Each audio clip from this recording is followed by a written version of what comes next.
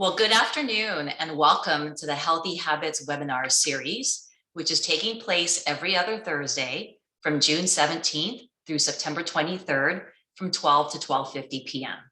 We are so excited to have you all with us today and pleased with the turnout. We are expecting over 500 participants on the webinar today.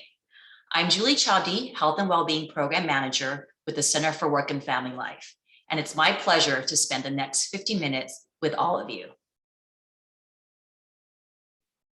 On the next slide are some housekeeping items. We would like to invite you to all stand, if you're able to stand, and stretch at any time during today's presentation. So feel free to get up, move around, and shake it out. Your audio is being muted to minimize background noise until we open it up for Q&A. But feel free to use the chat function or the Q&A function to ask questions or make comments, and our presenters will answer questions accordingly. This webinar is being recorded and will be archived for sharing on the Healthy Habits webinar page where you registered. Next slide. The current pandemic has disrupted our lives in so many ways. USC faculty and staff have spent the last year and more adjusting to a new norm of working, learning, and living at home. We understand and acknowledge that this is a difficult and ever-changing time for all of us. With the return to campus activities this fall, many are faced with emerging challenges to maintain our current work and personal life routines, healthy habits, schedules, and environments. Whether you'll be returning this fall in person, starting the transition to return right now, working a hybrid schedule, a remote schedule, or have been working on campus this entire time, we want to provide you with information and motivation to create and maintain healthy habits. The series aims to support the health and well-being of our campus community by providing strategies and resources to help you navigate through the transition and recovery of pandemic life and to establish and continue healthy habits for a lifetime. Next slide. So here's a look at our 8 webinar series. Today's session is on social reconnection. What changes, what stays the same? A very timely topic for all of us as we struggle with both isolation and reconnecting socially and physically as the world begins to reopen slowly. We hope you'll join the other sessions as well. Next slide. So let's get started with today's topic, social reconnection, what changes, what stays the same. Next slide. So today's agenda will include personal stories, complicated feelings and existential reflection, and reconnecting with others and the community. Next slide. So I'm honored to introduce our presenters for today. We have Chantal Young, Chair of Keck Wellness Council, Director of Medical Student Wellness with Keck School of Medicine, and Quade French, Clinical Psychologist Consultant with Campus Wellbeing and Education. I will now turn it over to Chantal.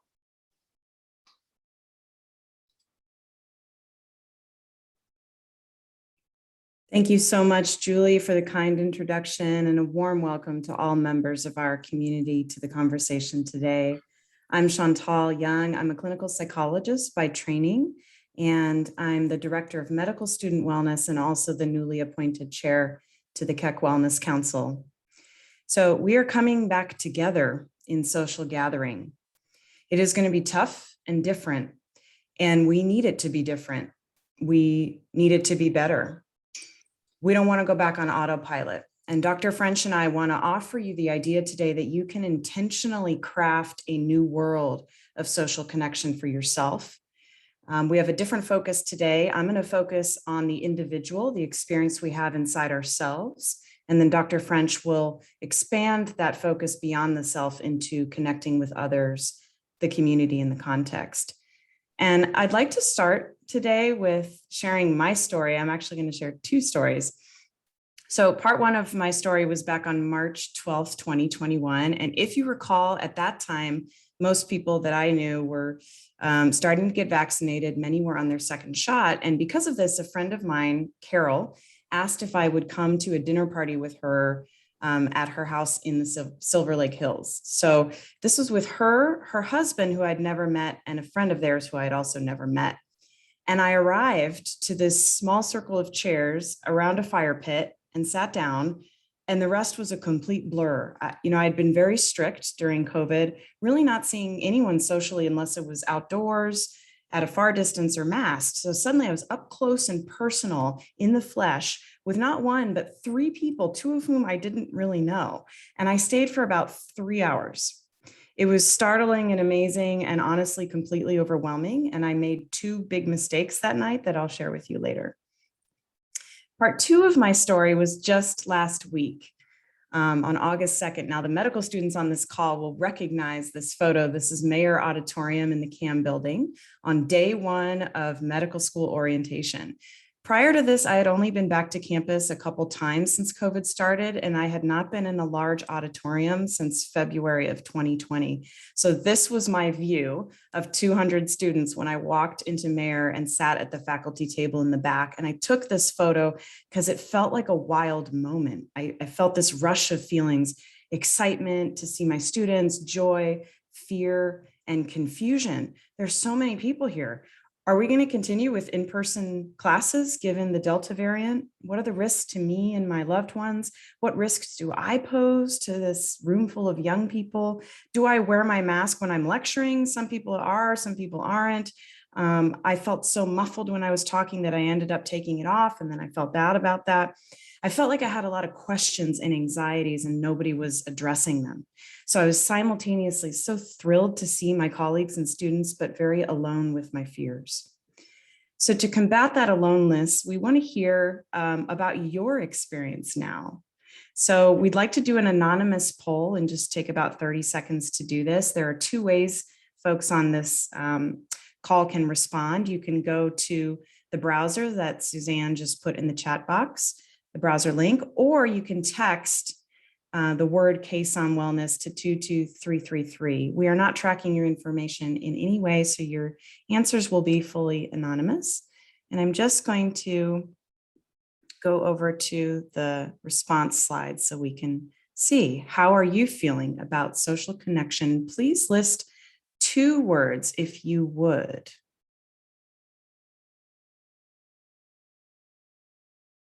So anxious, unprepared, distressed, super nervous, excited, excited and nervous, excited and hesitant. Thank you. Excited and hesitant. Wow, 2 people use the exact same words. Excited and anxious, excited and hopeful. Confused and hesitant. Beautiful statement, relieved and scared. Not interested. That kind of says it all. Anxious and scared. Anxious. So I'm going to let the responses keep coming in. And if we have time, we'll, thank you for that. We'll come back and check on this later. But I think you get a sense, and this already makes me feel less alone with the experience that I had on my part 2 of my story. Cautiously okay, beautifully said. So needless to say, social reconnection is very complicated. Society is telling us and work is telling us that we should be excited. Surely we should be celebrating. If the Delta variant gets under control, everyone wants to get back to normal as soon as possible, right? Well, yes, it's exhilarating and joyful to be around people again, but we may also feel very uneasy. We may be feeling forced back into the social world by society, by our government, by USC, by our manager, especially if we were among those who were disproportionately asked to come back sooner and more frequently, like our essential healthcare workers or our staff, who were often the first people back on the floor, or our students who feel like they have no choice but to follow the administration. But we might also be feeling forced by our friends, our family, our churches, our gyms to gather again before we are ready. We might even feel forced by ourselves, by wanting to hold on to the few friendships that we have, that we need to see people or we're going to lose them, or by some sense of obligation and guilt. For a year, I didn't have to make any social decisions. Do I say yes to an invitation? How do I allocate my time? I didn't have to say no for a year.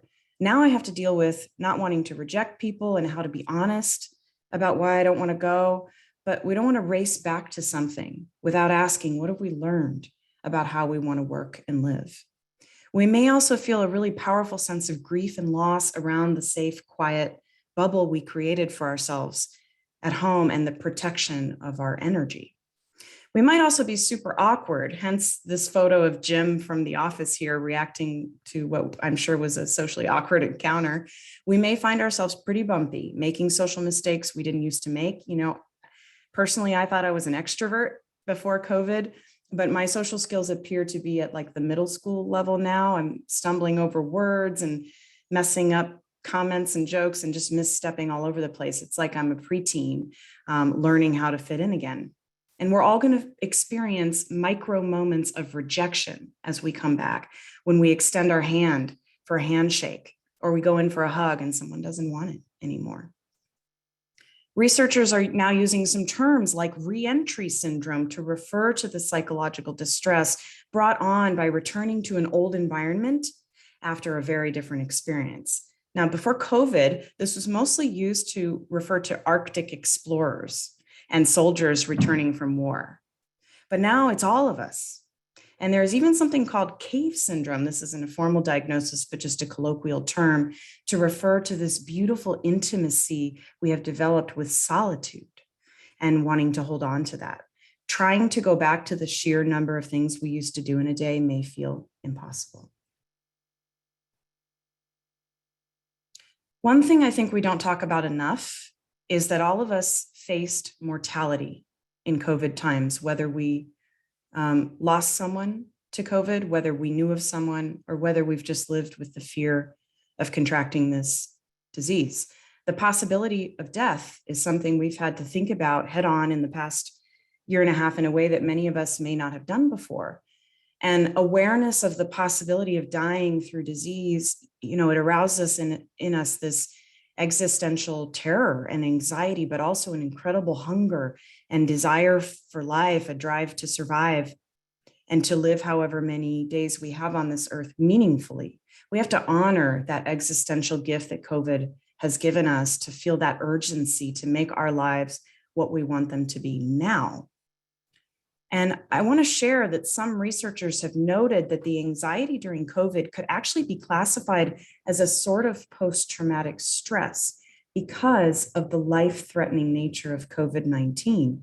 The criteria for PTSD, and I'm going to bear with me while I quote from the DSM-5 here: an exposure to actual or threatened death by directly experiencing the event, witnessing the event as it occurred to others, or by learning that the event occurred to someone, or experiencing repeated exposure to details of the event. And now I'm not suggesting that we're all should be diagnosed with PTSD because of COVID, not by a long shot, but the concept that trauma is triggered by exposure to life-threatening situations. And this is a very common experience across the world, just something that many of us in the West were relatively sheltered from before. So you've heard of post-traumatic stress, but have you heard of post-traumatic growth? Post-traumatic growth is when people experience positive changes in their life following a traumatic event, which probably seems counterintuitive, and yet you probably sense how this might happen as I'm talking, how a person might, if they really get to the bottom of the depths of suffering, stumble into a much deeper experience of life, having tasted that darkness. So post-traumatic growth is not merely bouncing back to the level you were before the experience or returning to who you used to be, but rather a change into someone new beyond pre-trauma functioning. So it's a chrysalis after trauma shatters your world, where you grapple with really big questions and you step into new and deeper versions of yourself. So this often comes with a profound gratitude for life and an aliveness. So we all want this. How do you foster post-traumatic growth? Well, some people are just blessed with natural resiliency and a tendency towards positivity, but for the rest of us, it is possible to actively foster post-traumatic growth in two ways. Research shows that one way you can do this is to honor all of those meaning of life questions that have arisen in COVID, to know that that existential questioning is important, and to try to orient toward your deepest values every day. But second, forging connection with other people. In fact, research shows very clearly that far and away, the most important factor in whether someone experiences PTG is how strong their social support is, how much friend, family, community, and even healthcare provider support a survivor has can determine the state of the rest of their life following a trauma. Wow. So we do not heal from trauma in isolation. We have to be with people because it heals us. So social reentry after COVID is not just something being forced on us, but something we need to do, we long to do for our own healing. In the closing of my portion, I just want to share a couple strategies for social reentry. Number one, start small. So remember I said I would share my 2 mistakes from the dinner party? I didn't start small in 2 ways. First, I met with 3 people instead of just one trusted, familiar friend. Second, do you remember how long I spent there? 3 hours instead of maybe like 15 to 30 minutes. So if you haven't left the house much during the last year and a half, don't just rip the Band-Aid off and go to a rave or something. Start small. We want to maintain COVID safety as we face this variant. Maybe plan a hike with one friend. It's all about slowly confronting your fears with just a little more each time. And psychologists call that exposure therapy.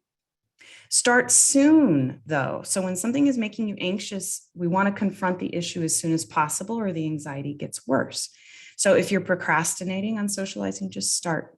Find a COVID safe way to expand your social interaction by just one little notch this week. Do some regular self-check-ins. So what I mean by that is before you go to a social event, during event, and then after the event, check in and ask yourself, how am I actually feeling about this? Is it better or worse than I expected? Do I feel overwhelmed? What do I need after being with people to return home to myself? Do I need to text them and ask for a little reassurance that I wasn't super weird and awkward? That's okay to do. Do I need to recharge with a whole day by myself? Do I need to watch TV? Do I need to go to bed? Honor your limits. So it doesn't matter if everyone else is attending every meeting and going back to the normal pace of socializing. If you don't want to do that, don't, within the restrictions of what work is allowing you to do. If you're in a conversation and you're getting tired, and whether that's with a person at work or in your personal life, just say you have to go. None of us are back to our normal efficiency levels. And frankly, I hope we never go back there. Remember what matters. Why are you reconnecting with people? Is it out of obligation and ego and fear, or is it out of a deep desire for a meaningful connection and to let your light shine and let others' light shine? And finally, I just had to share my number one favorite meditation technique. I've done almost 20 years of meditation, and this is the only technique I use every day. It's so simple, just relax your belly. The part of your belly that's beneath your belly button, your lower abdomen, maybe you could just try it right now. Most of the day we have those muscles tensed in preparation. So whenever you can remember, just check those muscles and let them go.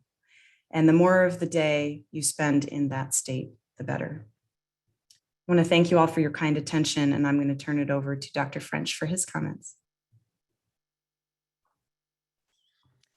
Hey, everybody, and thanks for that. Those great points, Chantal. I think they're so important, and you brought up so many that I think are relevant to what so many of us are feeling. Starting off with that exercise where people were able to see that others feel the same way, I think is so important, because one of the challenges is that we are all still holding ourselves to the expectations of performance, of success, of ability, that we were pre-COVID. And from what Chantal has shared and what we also know is that it's a very different world that we're occupying now. And in many ways, we're very different people. And so in the next few minutes, I'm hoping to talk about the context in which our lived experience is happening. And I think one important piece to start off with, I just actually came from a conversation with some new staff and faculty just a few moments ago, was this idea of expectations. And I think they're so critical as we're, sorry, my dog's walking around, so critical as we're thinking about ourselves moving into working from campus, or sorry, going into campus, or if we've been there, what the next few weeks or month are going to look like with so many more people coming. And this idea of expectations is so critical because it really will make or break our experiences and our ability to remain flexible through it. Because if we're expecting things to go back to how they were, if we're expecting ourselves to function in the same way that we used to, and expecting others to be around us in the same ways, and we don't experience that, it's really going to be challenging because we're then left in a state of disappointment. And so I really encourage you, as you are thinking about returning, or if you're already there, again, thinking about how to carry yourself over the next few weeks, is to really check in with yourself and give yourself an opportunity to know who you are, what you value, and what's important to you, and what your expectations are for going back. Because again, it's a very different time and space that we're in now than we were previously. So if we could go to the next slide. And Sean, I know it's a little awkward with advancing slides, but feel free to move through the animations and just have all the text come up. That just might be easier. So as Chantal mentioned, and we're seeing a lot out there as well, that there are some perils of, quote, business as usual. Some examples are the experience of many BIPOC faculty and staff and employees around the country who have been able to avoid the daily experience of microaggressions, yet now are being asked to return to the same contexts and environments in which they experienced those before COVID. There's as you see from these boots up on the slide, there's a whole culture of work that before COVID, and maybe extending into it, was about grinding, just sacrificing mind, body, and spirit for the benefit of the organization that we were in, and being told that we should feel lucky to be able to do so. There's a whole culture around success and work and expectations that existed. And for many people, as Chantal mentioned as well, that wasn't working. It simply wasn't necessarily healthy for us, yet it was what we were used to, it's what we were raised to do, and what was reinforced around us. But for many, in the time of COVID, they've had an opportunity to have the psychological space, perhaps, to consider what is important to them and why. What values do you hold and why? What cultures and histories and strengths and challenges do you draw from that inform your work ethic, inform your desire for balance, or your desire to connect with others or support family or whatever it might be? So in this time, this new self-awareness that people have been able to achieve is one of those things that I think is so important that we hold on to, and we hold on to in our resistance against returning to business as usual. Now, the challenge in this, though, one of the many, is power. And I know that that's an issue for many staff and faculty and students at USC and across the country, is this sense of disempowerment that even before COVID, you may not have necessarily felt that you had the power or ability to excuse yourself from a meeting, or to take care of family members at a schedule that works best for you, or to do all those other things that we know now are so important. And so as you are thinking about how to maintain your sense of self aligned with your values and the work that you want to be doing and how you want to be doing it, I encourage you as much as possible to find those allies in your community so that you can build a critical mass of people who are like-minded, who want similar things, just as we saw in that word exercise before. So as we're talking about the perils of business as usual and the pressures that we might all feel to return to something like that, I just think it's so important to recognize power and privilege, to acknowledge that some people have it and feel like they don't, and are disempowered actively in some cases. And so in those situations, it's not necessarily hopeless, but it will require some more work and more allies and connections to help you be able to retain the type of workflow, environment, and culture that we're all looking for at USC. So if we go to the next couple slide pieces. Okay, great.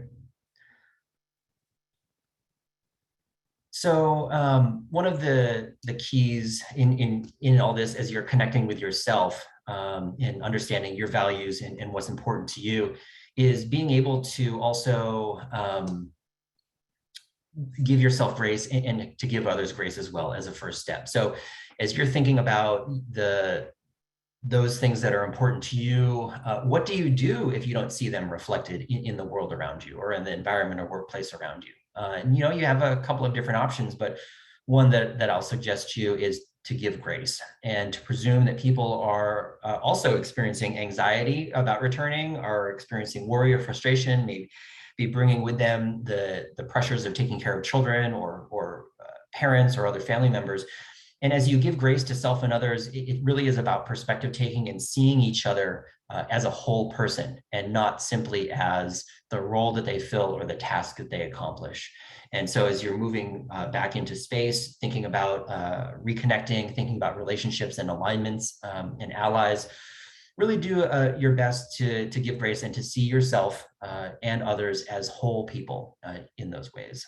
And a whole piece around this connection that we knew before, but I think is more important now than ever again, is this idea of good vulnerability. I was just at a conversation earlier, and someone made the astute point that everyone seems like they need to be right these days, whether it's politics, whether it's vaccinations, or whatever it else, whether it's that's my parking spot. Everyone has a sense that they need to be right, painting in real broad strokes here. But what we think about from the psychological perspective is that it in so many ways for people is about certainty and stability. And for so many of us, certainty and stability are nowhere to be found.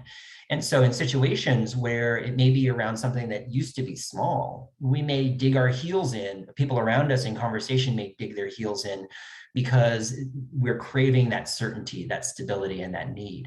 And so as you're seeing your colleagues around yourself and yourself also as whole people, bringing with them history, culture, and intersecting identities and privileges and differential experiences of power, know that a tool that can break through some of this initial challenge is good vulnerability on your part. And as an example, Chantal was able to let us into her experience a little bit by sharing with us 2 stories about her experiences during COVID and returning. That is a powerful and wonderful example of good vulnerability because it allows us to see her as that whole person. It allows us to move from transactions in an exchange to a real relationship when we can practice good vulnerability and what that's like. And if you find yourself in a position of power, if you're a manager or supervise others, just know that your ability to model good vulnerability and to share and to be open and to name the anxieties and worries that may be present in your staff, that's a great use of power, because what you're doing is you're creating a space that is more likely to be psychologically safe for your staff or your faculty or employees or students. And we know that when people experience psychological safety, they're much more likely to be able to function better at their work, retain information as a student, and to be present in those ways. Because otherwise, without that, people just spend their moments at work, sitting in their chairs, sure, but maybe consumed by that anxiety or worry or distractions or those other things. So the best thing that you can do is to, as a group, right, is to demonstrate good vulnerability with each other. My recommendation, and I'm making this recommendation wherever I can, is if you're faculty, consider devoting your entire first class this semester to this exploration of people's lived experiences, to give your students a space to process what it's been like, process what their transition back to campus is like, and to give your community a chance to really forge those connections. If you're a manager or if you're running meetings, try to devote at least a few minutes of that first meeting when you're all together to just naming the experiences that people are having as well. And that's a really important use of good power in that way too. And what you're doing there is you're allowing your group, yourself, your peers, your community, a chance to dialogue and identify any differences that may be present. Now, if differences do arise in this return back to campus, again, thinking about how to challenge this idea of business as usual, is to think about when and where you might be able to engage in conversation with someone who has a different view than you, and to have that turn out to be as successful as possible, so that you can work through people's need to be right all the time at this time, and instead have a productive conversation with someone that hopefully can bridge barriers. And so these are just a couple of recommendations, that I'd like to make as you're thinking about doing that. And so many opportunities are likely going to present themselves to you to do this, whether it's around equity and who has to come into the office, whether it's around equity in pay or role or hiring, whether it's about different perspectives related to vaccines or COVID or politics or race or social justice or anti-Blackness. These are topics of the day, and it's likely that they're going to start creeping their way into our conversation. So my guess is they're going to be ample opportunity. But the first thing that I would recommend that you do as you're thinking about connecting with others around anything really is just first to do your own bandwidth check. Do you have the psychological capacity and the physical energy to engage in a conversation like this? And you know what? If you don't, that's okay, right? That is perfectly fine. Even though we may value equity and all those other things, we're not always the right person at the right time to be able to engage in that conversation because we might ourselves not have the energy to do so. And we can actually go in then and contribute to a difficult dynamic if we're not functioning in a way that we'd want with the mindset that we want, trying to work toward that good conversation. Another thing you can do, again, in these interactions and exchanges that you have is to assume good intentions, but to follow up with curiosity. So assuming good intentions doesn't mean that you agree with them on whatever points they're making or situation or discussion that's at hand, but you are aware that they have a whole history in life that they're bringing to bear in their perspectives as well. And I encourage you to be curious with each other, ask questions. Hey, can you say a little bit more about what you mean by that? Hey, I'm wondering what other people think about what was just said, or I'm wondering how people are feeling about us being in the same physical space right now. The more that we can be curious and model that, the better. And the more that we can be curious about ourselves and our own experience, the better as well.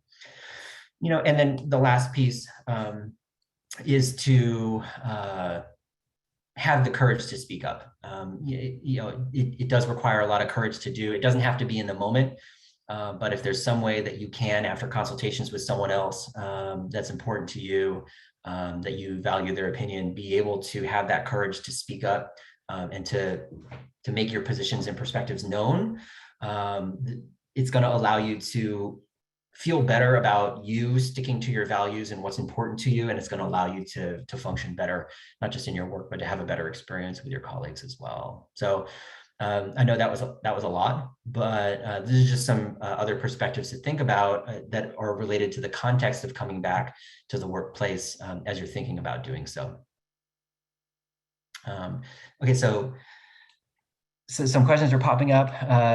Since so many aren't vaccinated, how do I overcome the anxiety and suspicion of others that they're not doing the right thing and maybe sick and immediate chain reaction? That's a great question, Vicki. There's differential perspectives that we're reading and seeing about whether it's okay or not. There's some pieces coming out of HR circles around whether you can or cannot ask those types of questions. My recommendation is that within your communities and work groups that you work with, that this is where coming together and having those conversations with some good vulnerability and perspective taking can really be valuable, because then you as a group can decide what your group norms are, right? You as a group can decide how you are going to handle conversations like that, and to figure out whether you can work together to come to an understanding or an arrangement that works best for everyone.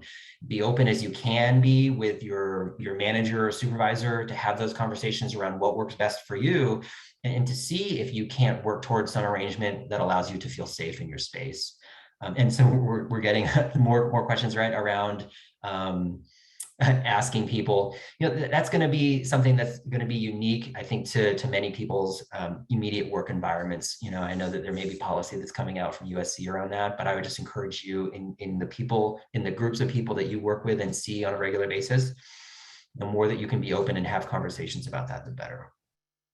If we go to the next slide, I think that's the last slide I have.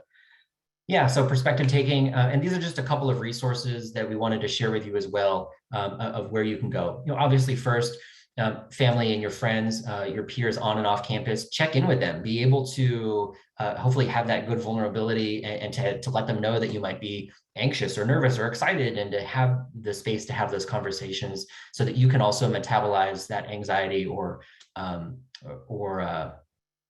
happiness, I suppose, in returning as well. You also have CWFL, which is the Center for Work and Family Life, where you can receive individual support. It's our university EAP.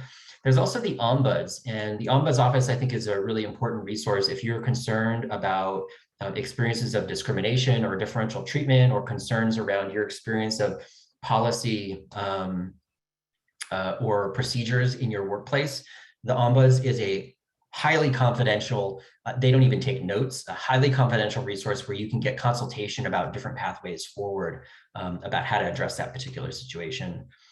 There's also movement around campus in the creation of employee resource groups, which could be useful ways to connect with other people in your community around shared identities. And then finally, the one piece I do want to bring up is this is a time when we're seeing renewed interest from many, a new awakening for many in activism, getting involved in community policy, getting involved in decision-making, having a voice, a seat at the table to bring about change in areas that are important to you. And so there's always the Staff Assembly and Faculty Senate that are resources for you to consider joining, or at least learning more about how you might be able to affect some of that change, because we do know that well-being is intimately tied to a person's ability to live by their values and what's important to them. And if you can put effort into those causes that are important to you, you're going to feel better about your experience, the lived experience as well. So thanks for your time. I know we have time for Q&A at this point. I know Chantal may have some perspectives on the comments and questions that came in as well. Thank you, though. Thank you so much to both of you, Chantal and Quade, for that very insightful and informative presentation. And I'm seeing a lot of the questions come in the chat as well as the Q&A. So I will formally kick off the Q&A section. We have about, about 13 minutes or 12 minutes or so for any comments or questions. So to the audience, if you have anything you'd like to share or ask, feel free to put it in the chat. And to engage the rest of the group, you can do panelists plus everyone, so we can all see your comments and questions, or you can just send it to the panel if you want to remain anonymous. Also, there is the Q&A function as well. So I'll go ahead and turn it over to Chantal to expand on some of the things that Quade was answering earlier. Thank you, Julie. And I just want to thank the folks who have been commenting for your beautiful and vulnerable statements. I want to respond to each of them in the Q&A. So the first person said, post-COVID is impacting my ability to work like I used to, and I experienced burnout. Can you talk about these issues? First of all, I'm so sorry to hear that you went through COVID. And yes, many of us just feel kind of done with that level of work, especially after the burdens of the last year. And we feel like that's not sustainable. I can only speak for myself. I am not the same person I was before COVID. My brain is just not working the same. And so I have had to have a real reckoning with, these are my new abilities, right? I'm used to being a super sharp, fast person, and I still have some of that, but it's not the same, and it may never be the same. And so I've had to set new limits around my work life, say no to more things than I used to, and just share openly about this. And the second person said, as an immunocompromised person, the idea of socialization is really scary. What do I do about these people who are obviously engaging in a lot of activity? I think it's important to recognize that some of us are angry. We're having the experience of anger about different decisions related to vaccination. And it is okay to have that feeling. I assume that everyone has COVID. That's my approach. Someone else used the word suspicious, which is a great word. I'm suspicious of everyone, not in a mean way, but just make that assumption. I assume that nobody's doing the right thing, or that even if they are, they could still catch COVID. So I would say for me, this is a balance between trying not to be judgmental as best I can of other people's decisions, but to keep my limits firm and to start saying them out loud. So I think COVID has been a great test of our assertiveness skills. I have never had to say to someone, could you step back a couple feet? Could you put your mask over your nose when you're entering my house? Right. So we're having to keep ourselves safe in a clearer way than ever before. And somebody else said, Quade was speaking to, do you ask? I do ask people if they've been vaccinated, with the awareness that people might be uncomfortable with that question and they might decline to respond, which is their right, or they might even tell me they are when they're not. So with awareness of all of that, I do sometimes ask. And to the last question that came in, and then I'll pass it back to Quade. This person says they're really uncomfortable about coming back to work. This provost announcement, I'm having some extreme anxiety. I just want to tell you that you're not alone. I think that if you have any kind of psychologically safe environment at work, sharing your feelings with your direct report is a great first step. I recently did that with my supervisor, and no decisions were changed, but we did have the opportunity to talk about it and think about it, and just be really self-compassionate, and dealing with that we don't have total control over these decisions is just very difficult. So Quaid, I don't know if you have any other thoughts, or Julie. Yeah, I mean, I think, great responses, and there's sort of one coming up too, around vaccine status. I don't know what the official university policy is around that, so I don't want to speak to that necessarily. I can just share what I do, and I typically don't. I just try to focus on what I can control, and that's how I take my own precautions, how I step back from people, how I wear my mask, all those things. That doesn't mean I can't have a conversation with it. And that's not to say that we haven't had a conversation as a team about it, because these are people that, that I interact with on a regular basis. And we have that psychological trust to be able to do, which is why I was sort of referencing that piece around, I think a lot of these conversations are going to happen at the very local level of teams and groups. And it's going to be up to you to decide what you're comfortable with doing. But again, that's you asserting what's important to you, your values, what you need to feel comfortable. But all of this, for me, all these comments and questions, and so much of what we're seeing around campus is it's all related to the concept of power, empowerment, and agency. And to the questions that are coming up around the recent provost announcement that everyone's going to be coming back into the office. I work for the provost office, so I'm going to be going in as well. And one of the things that came up is how to overcome the feelings of being forced to go in so that you don't feel resentment in the office. Now, for me, in listening to the wise words of Audre Lorde and other great people that came before us, I see emotions and feelings as those wise guides that are described. And I typically don't try to suppress or squash those feelings that I do have. I have the privilege and ability to be able to go into an office at work. And if I need to sit there in my anxiety and recognize that I need a few moments to be able to sit there and process the fact that I'm actually on campus, I have that privilege to be able to do so. And I encourage you, if you do, to be compassionate to yourself, to take that time to process, acclimate, and as Chantal was mentioning, kind of titrate your exposure to those things. And if you're angry, be angry, right? If you're frustrated, be frustrated. And try to find those individuals or within yourself, those opportunities to process that. Now, if you find yourself in a forward-facing role, that's a really different and challenging experience as well, because I know that many are interacting with students or interacting with other staff or faculty in those types of roles, and you may not feel that you have the power to be able to say, I don't feel comfortable sitting in this seat right now. And I get that, that's real. I think Chantal gave some great advice. The more that you can be open with your supervisor or the rest of your staff to have those conversations, like Chantal mentioned, the outcome may not be different, but in some ways, there's value in knowing that you tried everything that you possibly could. There's value in knowing that you said your piece about what was important for you. And I think it's not just now, but really over the course of the next semester and academic year, we're really going to see these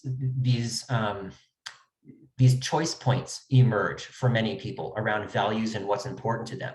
Because if someone really had the opportunity to understand what is important to them, their values, their sense of meaning, purpose, and what's important, and they continually find themselves in an environment that doesn't reflect those same values or doesn't see that person as a whole person, we're going to start seeing a lot of individuals around campus think about whether this is the right role for them. Now, I'm not trying to tell people to leave USC, but we're seeing, I think it's pretty incredible. I think maybe 30% or more rates of employees leaving their place of employment or looking for new jobs because they've had that chance to think about what's valuable for them and then make those decisions based on that. So just know, though, that there can be great power in connecting with others. So if you feel stuck, if you feel disempowered, contact some of the resources that are on the board. Contact the Ombuds office, contact our office for a consult if you want a space to process what your experiences are, and we'll figure out how to get you connected to those resources that are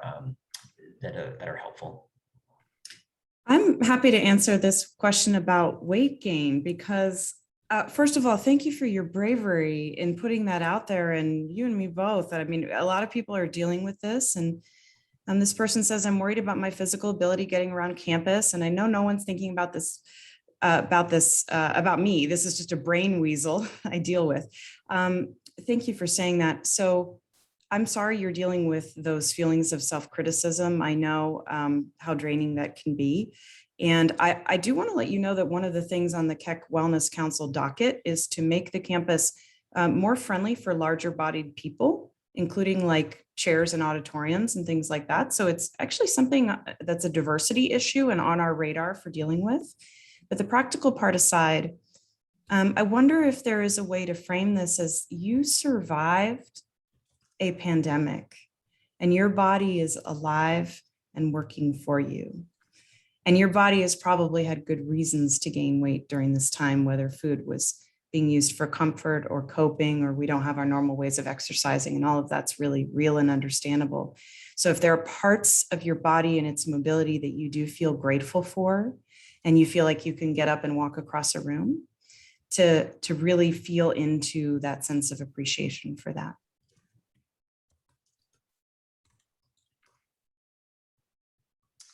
Great. I have a question for either one of you. So what if someone attempts to socially reconnect, but is met with resistance or disconnect? For example, if friends don't really want to re-enter yet, or they're not ready, but you're ready and you're trying to reconnect and they're not. Any tips or strategies around that? Well, I'm actually having this experience, Julie. So thanks for saying that. I want to do social outdoor distanced hangs and nobody wants to. So if anyone wants to hang out with me, let me know. But, I think for me, it has been talking about my feelings that has been the most useful. Is just to tell them, I totally get where you're coming from. And I'm so sad and I miss you and I'm feeling kind of frustrated. And just putting that out there in safe relationships. And then that gives me the connection and intimacy I was wanting in the first place. That's great. Any other last comments from either one of you before we close out the session? Something came up in the chat that I wanted to just bring up for everyone in case they missed it, but it was this idea of shame. It's this idea of feeling bad for having the feelings that you have or for having the preferences that you have. And for some, this is not a new experience, being made to feel a certain way about who you are and how you are. But for others, it's new and it can be really, really impactful. And, there's a lot to be said about the strategies that are used in BIPOC communities and circles around the experience of discrimination or racism. And one of the most powerful supports to combat that is to surround yourself with people who value you, love you, and are appreciative and supportive of the views and values that you have. And so I would just encourage you all, if you start to feel that shame, start to feel that doubt, start to feel that worry, turn to those people who have your back, those ride or dies who will always be there for you, and recharge that way.